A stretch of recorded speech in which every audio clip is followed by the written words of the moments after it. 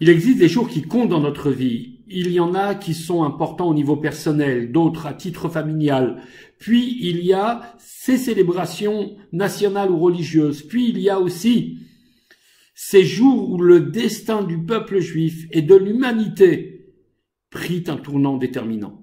Aujourd'hui, 10 Shvat, nous célébrons le jour où le rabbi succéda en 1950 à son beau-père. Depuis, le rabbi guide et inspire notre génération, cette génération qui a vécu tant de mutations, subi tant de souffrances et affronté tant d'épreuves, avait besoin d'un guide qui l'aiderait à retrouver espoir et à bâtir sur les ruines d'un judaïsme disparu une communauté nouvelle, vivante, dynamique et fière de son identité.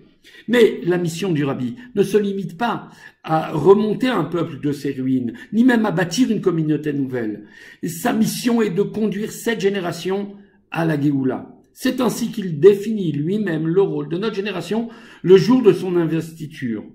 La présente génération, dit-il, est celle de la fin de l'exil et la première de la Géoula, rédemption individuelle et collective, qui conduit à une société de perfection, à un monde empli de conscience de Dieu.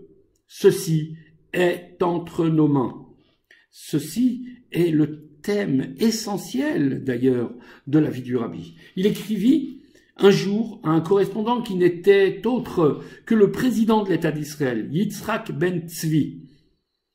Il lui écrivit « Depuis le jour où j'ai fait mes premiers pas au Cheder, et même avant, la vision de la Géoula future entame mon imagination.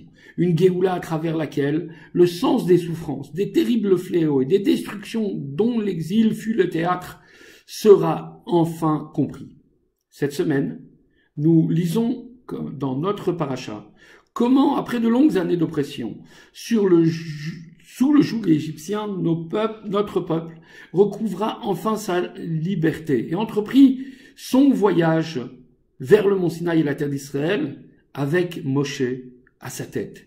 Depuis, notre peuple suit ce chemin qui mène à la Géoula et porte le monde tout entier vers une ère nouvelle où régneront la paix et la justice. Notre mission est donc d'amener la Géoula. Toutes les épreuves ne comptent pas. Nous devons aller de l'avant en améliorant notre conduite quotidienne, en prenant de bonnes décisions qui feront de nous des hommes et des femmes qui rêvent de liberté. Pour cela, chacun de nous doit anticiper cette époque.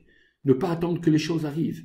Vivre maintenant à l'heure de la Géoula au plus profond de son être et se réjouir de la prochaine réalisation des prophéties de nos maîtres.